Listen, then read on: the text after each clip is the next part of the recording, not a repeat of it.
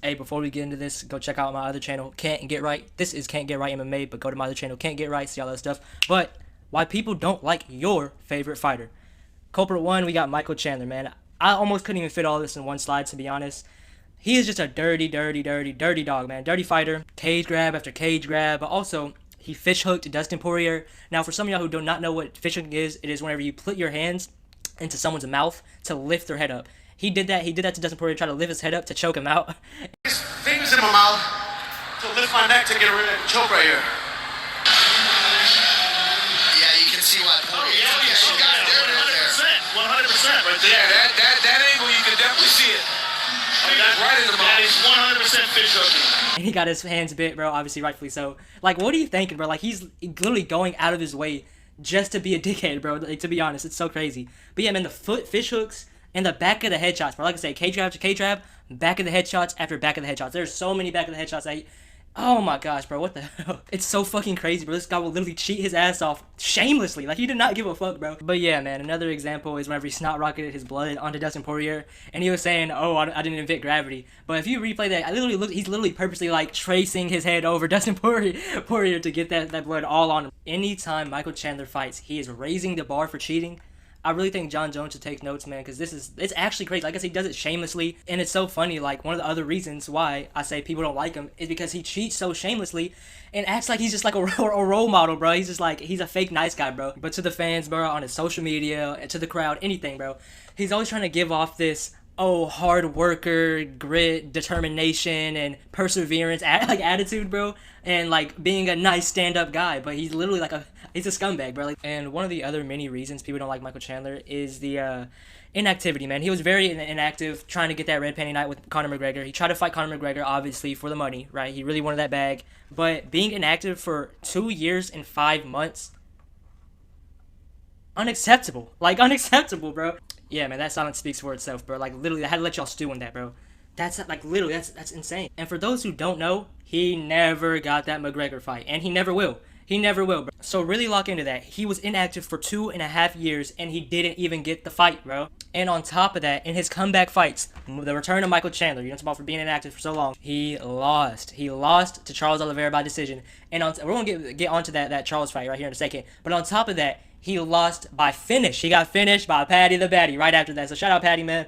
Putting that scumbag down, bro. But now, nobody likes inactivity, especially if you're a ranked fighter, because it stalls the division. Nobody likes that, you know what I'm saying? It just slows down the division, slows down the UFC, man. So after holding that ranking spot for that long, and then coming back and getting 2 losses and one of them by finish, it's a very, very bad look. This is what I was talking about earlier when I said we're going to get back to that Charles Oliveira fight. Another reason why people dislike Michael Chandler is the Dana White privilege, bro. I'm gonna be real. You got this shit handed to you. You got Dana White privilege. Thanks, Dana. Michael Chandler, in his debut fight, he did win his debut fight, round 1 knockout over Dan Hooker, right? In his debut fight, after it, he got a title shot against Charles Oliveira for the vacant title, man, for the vacant lightweight title. If that's not Dana White privilege, I literally don't know what is, bro. How the fuck are you going to get a title shot off of 1 win in the UFC? Bro, like, dead ass. But that's whatever, man. You can just roll it off your shoulder and shit like that, I guess. But some you can ignore. But there's multiple things, man. Like, he got to sit out for that long. He literally got to sit out for that long so he can potentially get that payday from McGregor. That's privilege in it itself. That's Dana White privilege in it itself, bro. And like I said, get the title shot off of his debut fight. And like that, sitting out. And in his comeback fight, he got the rematch with Oliveira. That's what I'm talking about. How are you going to, like, be out for that long, coming off of a loss also, and get to rematch with Oliveira, the former champion, the one who's been putting the work in the division, and also he lost to him, so he got a chance to avenge a loss and be 1-1 with Oliveira. So there's 3 just straight examples of Dana White privilege for Michael Chandler. But let's get into our next fighter, man. Israel Adesanya. He is one of these other guys who has just so many reasons to dislike him. And we're going to get into him, man. But also, you may be thinking, like, dang, like, these fighters, like, seem to be, like, that I'm listing, they don't really seem to be that cool, man. Why do people even like him? I mean, with Izzy, man, it's really just the aura, the story. Like, people fuck with Izzy. You know what I'm talking about? Michael Chandler, because, you know what I'm saying, his brand, and time and time again, he proves to be an entertaining fighter. You know what I'm talking about? Very exciting fighter. Win or lose, he's going to just go out the gates swinging. You know what I'm saying? So there's reasons people like these fighters, but there's also very good, valid reasons why you don't like these fighters. That's why the thing is called why people dislike your favorite fighter. So let's get it back into Izzy. One of the reasons why people do not like Israel Adesanya is because that fight with Paulo Costa, man. potential roid usage, bro. He could be a steroid cheat. I say could be because he never failed a test, but USADA and VADA, like, bro, you can't really, just because someone hasn't popped doesn't mean they're not on roids, you know what I'm saying? So now he came to that fight with one big, just gyno titty, bro. That's what I'm gonna say, titty Izzy, bro, on one side of his chest, you know what I'm saying? And it just so happens to be one of the best performances of his career. Crazy, right? Now, if you don't know what gyno is, it's short for gynecomastia. It's basically like some breast tissue, a lump of fat that's on your nipples. Guys can get it, right? But especially through like puberty when your hormones are all over the place, right? Now tell me how him as a grown man, he's not going through puberty, how is him as a grown man in the best shape of his life fighting in the sport, right? Best shape of his life. Why are his hormones all over the place? Because that's one of the side effects of using steroids and also trying to hide it is your hormones are going to be all over the place. So it's evidence, but like I said, it hasn't popped, but I believe it. You know, I really do believe it. Like, we all know how the drug testing shit works and the loopholes. Another reason why people dislike Adesanya, this is one of the reasons that I don't really mess with Adesanya like that, is because of this, really. Like, is because in that same fight, once he knocked out Paulo Costa, he humped him on the ground as he was unconscious. They had beef or whatever, but there is no, like, justification for that, you know what I'm saying? Like, oh, but it wasn't even, like, crazy, like, fucking blood feud beef, bro. Like, he called him skinny, bro. Some other, like, bro, it was just crazy, man. Like, this is, like, literally just made me not a fan of Israel Adesanya. I can appreciate him, just like John Jones, right? I cannot stand John Jones. But I can still appreciate the career, what they're doing, their performances, other parts of their career, other times in their career. You know what I'm saying? Like, you can still like the person that they portray, you know what I'm talking about, I guess, but like watching their interviews, watching their press conferences, watching like just like shit about them in general, you know what I'm saying? Like, I'm not gonna be like, no, I just can't stand him. Like, he's a part of the sport, he is what he is, you know what I'm talking about, it is what it is.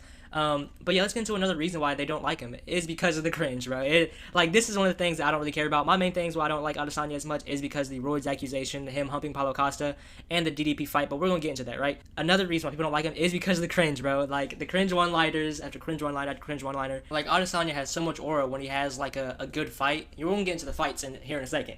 But he still has so much aura when you see a clip of him, an edit of him. But another big part of having aura in the sport is the good trash talk, bro. But if you're just putting out stinkers after stinker, bro, it's like, I don't know. It's just some people just aren't a fan of that. But that was never really a big complaint of mine because I don't really care.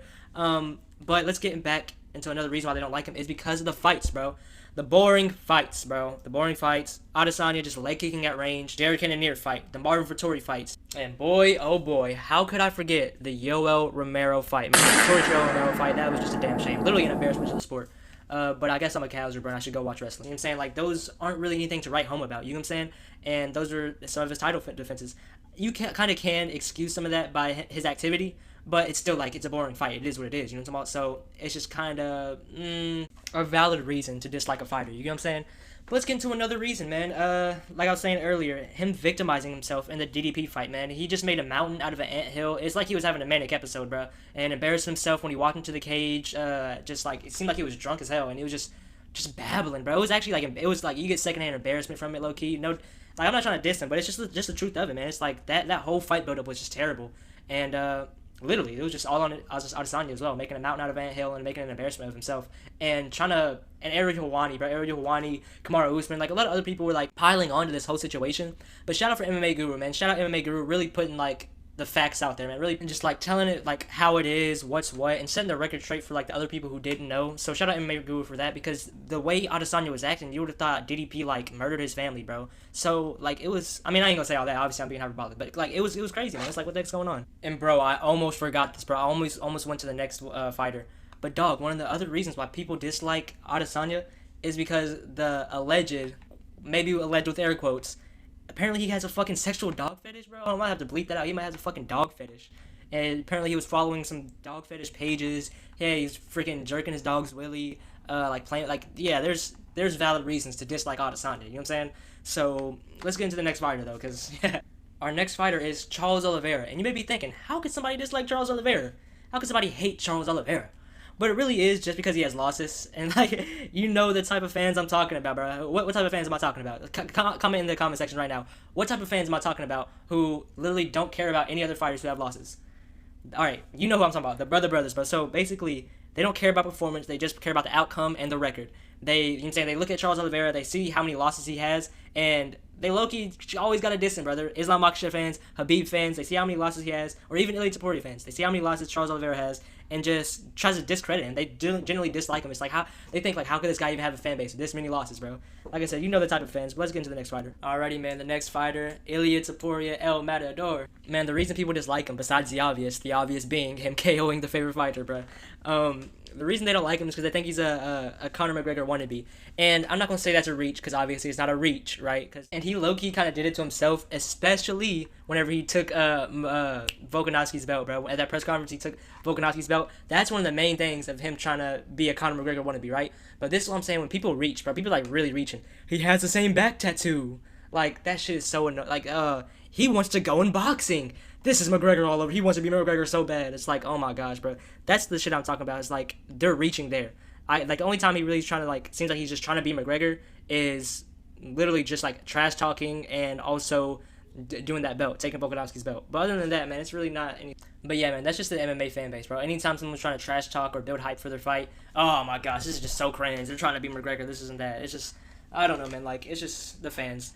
But on top of that, they're just trying to be contrarians. Like, they're literally just trying to be contrarians. Ilia Topuria finishing the highest level of the sport. Volkanovski, Max Holloway, Charles Oliveira. Like, the Ilia Topuria hate is just so forced, bro. It really is just so forced. It's so lame, bro. Like, people... Another reason people dislike him is because they're just the corny Arman Tsarukyan fans. Like, I put fans in quotations, right? Because they're not really fans, man. They just want to think of Topuria as a duck, or someone's a duck or whatever. They want to think...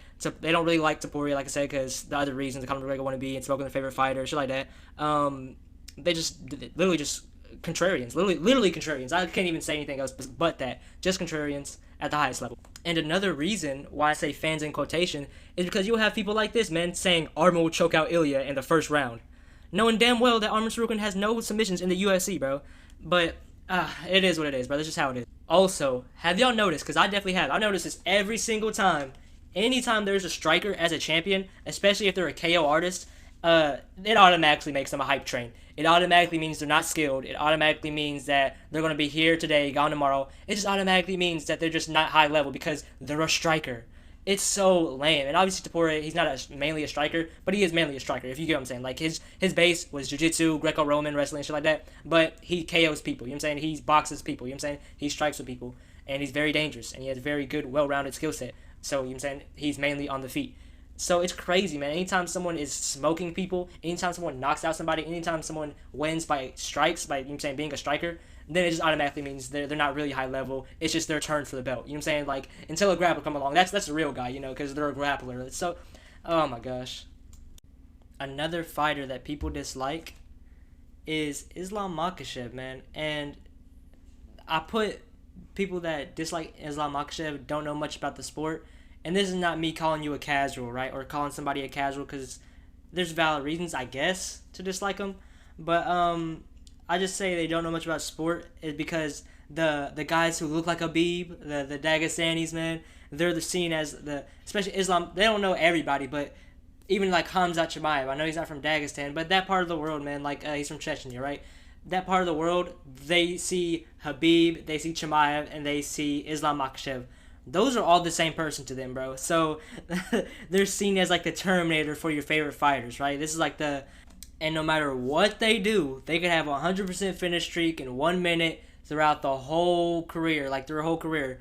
They would still be called boring nut huggers, bro. Like, it's just because they're grapplers, you know what I'm saying? Obviously I'm being a little bit hyperbolic, but I'm saying, like, when I say they don't really know much about the sport, that's not me being like just calling somebody a casual or whatever, because, you know what I'm saying, you can dislike them if you want to, bro. But I'm just saying it's usually typical, you know what I'm saying, the people who don't know much about the sport, they don't really like, you know what I'm saying, Islam Makhachev just because he's a wrestler. But another reason, like I said, that people dislike him is because the Daggy bias, man. The Dagestan bias on the other side of the spectrum, though. Because earlier I was saying the Dagestani bias on the other side, you know what I'm saying, where people who really fuck with the Dagestani fighters will always try to discredit and just diss, like always like just diss other fighters because they have losses. Even though Islam Makhachev, he has a loss. Umar Nurmagomedov, he has a loss, bro. He has a loss, bro. That chicken, bro. But I'm obviously just being tongue-in-cheek here. I'm just joking. But they always like love to bring up Habib that he has no losses. They love to bring up Islam Makhachev even though he does have a loss. They're always looking for a way to big up their guys and just shit on everybody else. Just because Habib has an undefeated record and Islam Makhachev, he basically has an undefeated record. You know what I'm saying? So, like I said, this is just all of that was just the Dagestani bias, right? But let's get on to like the somewhat reasonable, I guess, is he took Charles Oliveira's win streak, bro. And a lot of people were voting Charles Oliveira. They thought he was going to win, and also they wanted him to win because, I mean, how can you not like Charles Oliveira, right? And he took his win streak, man. Took his title, took his win streak. I mean, he didn't really take his title. That scale took his title. That fucked up scale took Charles Oliveira's title. But another reason why this is kind of a valid reason, man, why they dislike Islam Makhachev is because he KO'd Volkanovski on short notice after going life and death with him in the first fight. Now, I'm not saying this is, like, super valid, but you get, like, oh, you know what I'm saying, this guy who beat, like, your favorite fighter, you know what I'm saying? But I don't get how you can hate on greatness, you know what I'm saying? But I can get it because favorite fighter, this and that. But he KO'd Volk on short notice after going life and death with him. It's like, oh, yeah, now since you have all the advantages, you know what I'm saying? It's like, oh, you get to be in Abu Dhabi. You get to have a better weight cut and rehydration. You know what I'm saying? You need all that weight, don't you? You weight bully. You know what I'm saying? Shit like that. You know what I'm saying? They don't really like that part, how much weight they cut, as in like Islam Makhachev and Habib, right? And also, he KO'd him on top of that. He finished him whenever he had a full camp and Volkanovski stepped up on short notice. Islam Makhachev was preparing for Charles Oliveira, like I said, full camp, and he KO'd Volk, man, whenever Volk stepped up. So, like I said, I guess it's a valid reason, you know what I'm saying, but how can you hate on greatness? You know what I'm saying? I get if it's the personality thing or, like, the way they act, but, like, hating on greatness, like the whole Ilia Topuria thing, they're just hating on greatness mostly, you know what I'm saying, trying to be contrarians, and Islam Makhachev, if you're hating Islam Makhachev, you literally just are hating on greatness. I'm not saying, like, dissing him or whatever, I'm talking about, like, actually, like, just dislike him, then you're really just hating on greatness or whatever, and just don't like wrestlers, you know what I'm saying? And, like, they're seen, like I said, they're seen as a terminator for your favorite fighters, and they're just boring to hugger wrestlers. You know the whole spiel, man. But let's get into our next fighter. Let's make this short and sweet for y'all. Sean O'Malley, it's just because he has a brand, you know what I'm talking about, the Sugar Show, colorful hair, and they want to be contrarians themselves, you know what I'm talking about? They feel like he's just a gimmick, he's a striker, he's not really a serious guy. Basically, a lot of things I said from the other fighters, it can be applied to him. Like I said, he's a striker, so he's not really a serious like a guy, I guess. He's not really high level, and they're just trying to be contrarians because he seems too gimmicky. And sometimes his image, like I said, his image does work against him because, like, oh, this guy with clown hair, but this is a valid reason though to dislike Sean O'Malley. I guess it could be from like, oh, not being too electrifying on the microphone, I guess, but also people don't like his road to the title. Him getting favorable matchups early in his career and then getting a shot at Petr Yan, and we all know how that fight went and shit. But he did get that title though. He did knock out Aljamain Sterling, so he's a legitimate guy for me, bro. Like, I don't get how that could even be a discussion, bro. He is high level. He is him. So, like, people always try to throw dirt on Sean O'Malley's name, bro. So, I'll focus Sean O'Malley, bro. And that's one of the only valid criticisms of Sean O'Malley was his road to the title. But you can't discredit that he won the damn title, bro. He won the damn title. So, that's just the why people dislike your favorite fighter. And shit. Like, subscribe, go to my other channel. Please comment, like, subscribe, all that stuff, bro.